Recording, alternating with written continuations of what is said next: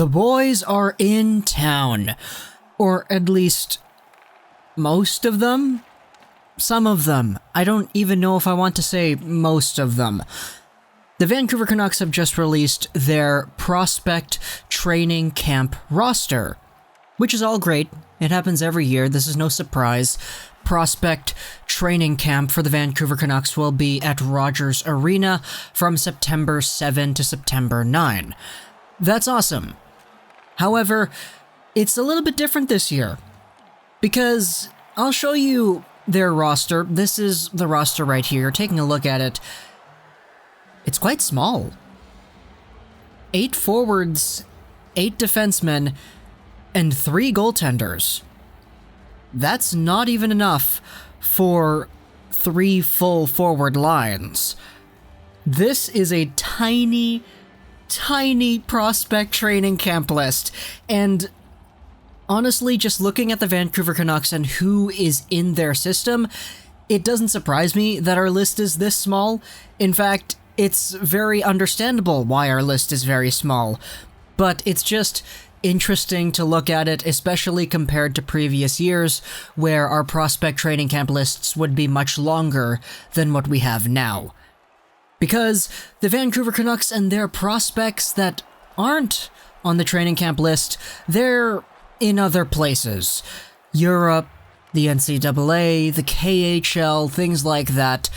Vancouver prospects are scattered all over the globe, and the ones here in Vancouver for September's training camp, it's really not all the Vancouver Canucks have to offer in terms of their prospect depth. So let's just go over the list right here. I'm not going to put it up on the screen and leave it up the entire time because that's kind of boring. Starting off here with the forwards, we start off with Justin Bailey, who I didn't realize he's still a prospect.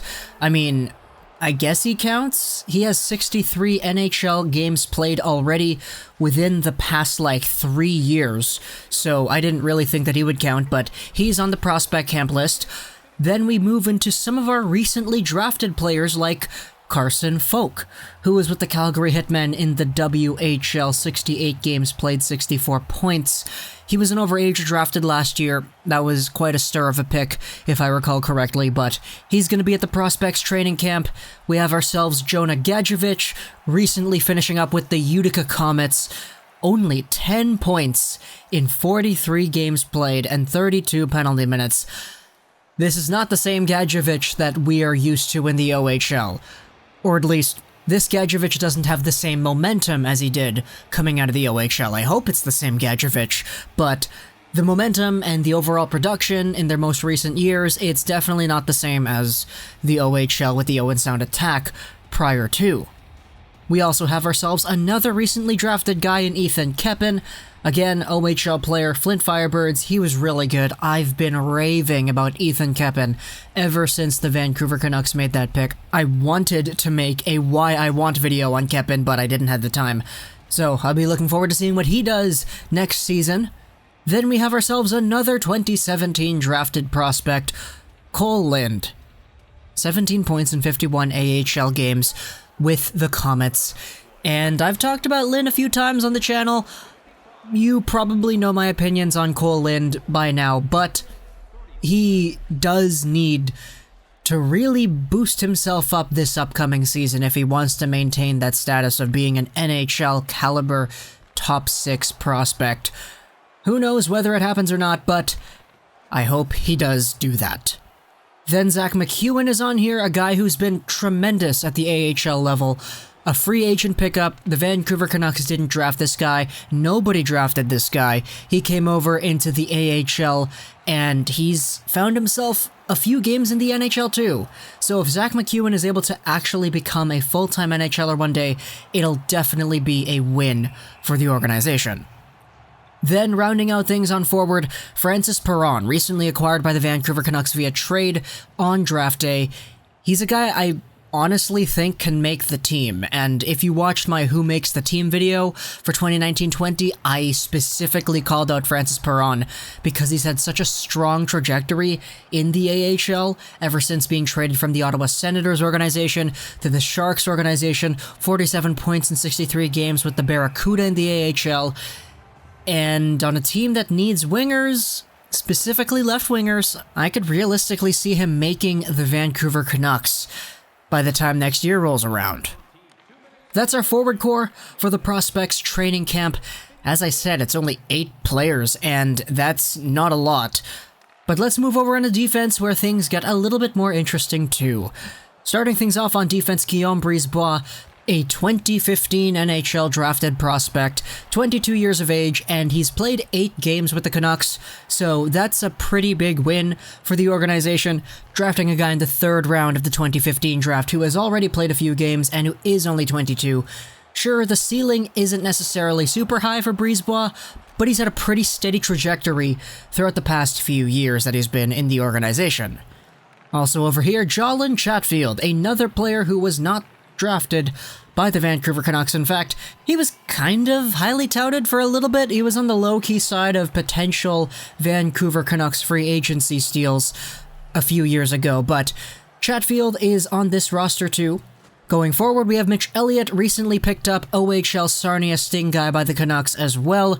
He had 55 points in 66 games played, so he's an offensive defenseman. Interesting to see his future in pro hockey. Then we have Quinn Hughes. Yeah, he has to be here. Quinn Hughes. Then, after Quinn Hughes, it's Olli Juolevi. So right away, 2 really strong prospects. I was gonna say elite, but I don't necessarily think Juolevi's elite. That's a debate for another day. We'll leave it at that. Then after Juolevi and Hughes, it lists off Brogan Rafferty, who is an NCAA guy the Canucks picked up. He was pretty good in the NHL when he did play towards the end of the year.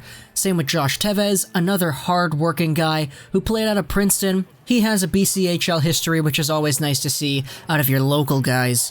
And Jet Wu, out of the Moose Jaw Warriors in the WHL. Wu really exploded offensively this year in a way that nobody really expected him to. 66 points in 62 games played. You could definitely say that was because he was playing with Almeida, Langen, and Tracy, and Josh Brook. But, you know, you kind of have to be good to tango with those guys. So Jet Wu proved that he was able to cope. Then moving on to goaltenders, Michael DiPietro, Jake Kiley, and Artur Silovs. That's a small training camp. And a lot of the Vancouver Canucks prospects are not here. For example, Vasili Podkolzin, because he's actually playing KHL games right now. He's on his team, training camp is already passed, they're already playing games, so he's not on the prospect camp list. We also have some other guys who are most likely going to be full-time European athletes. Nils Hoglander in Sweden. He's going to be playing with the Rogla BK. Speaking about other Swedes, we have Arvid Kosmar, who was drafted by the Vancouver Canucks in the most recent NHL draft. He'll be suiting up for Linköping's hockey club and will be looking to make a lasting impression over there. Petrus Palmu isn't here because he's going to have to go back to TPS in Finland and pick up where Capo Kakko left off. We also have ourselves a guy in the Czech hockey system, in Karol Plaszek, an overager drafted by the Canucks in the most recent draft too. He played last season up and down in the U19s, the Pro Leagues, and the Second Pro League, but he'll hopefully be a full-time Pro League-only player this upcoming season. Then back in Finland, we have ourselves Toni Uutinen playing for Tappara on the defensive end of things. He's really solid, despite being a guy who doesn't score, at all. And then finalizing things in our college system, we have ourselves guys like Tyler Madden, Will Lockwood, Jack Rathbone, Aidan McDonough, and Jack Malone as well. So overall, we have some really good prospect depth. It's just that the really good ones, aside Quinn Hughes and Juolevi, aren't actually at our prospect training camp. I don't know how I feel about that. Especially if I was one of the people who was going to be able to watch it. I'm not, by the way. I don't know if you're actually going to be able to watch it. I think last season it said on Twitter or something that season ticket holders were able to watch it, but I don't know about it this year. But overall, we still have some good prospects. Not a lot of them are going to be here, but the ones that are here, I think these are the ones that really need to make lasting impressions next season, because these guys, some of them at least, they're cutting it close towards the ends of being able to be actually called prospects. Kole Lind, Gadjovich, Juolevi, kind of looking at you guys. Don't worry, I have faith in most of these guys, but either way, there still needs to be work done by a lot of these guys, and hopefully we'll see that. Hope you enjoyed this video, 9, and bye.